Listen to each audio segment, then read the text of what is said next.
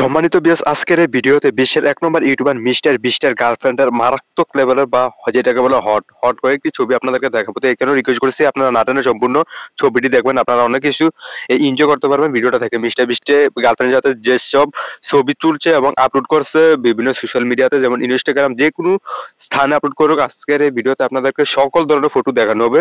তারপরে রিকোয়েস্ট করছি আমাদের চ্যানেলটি সাবস্ক্রাইব করুন আর ভিডিওটি দেখুন।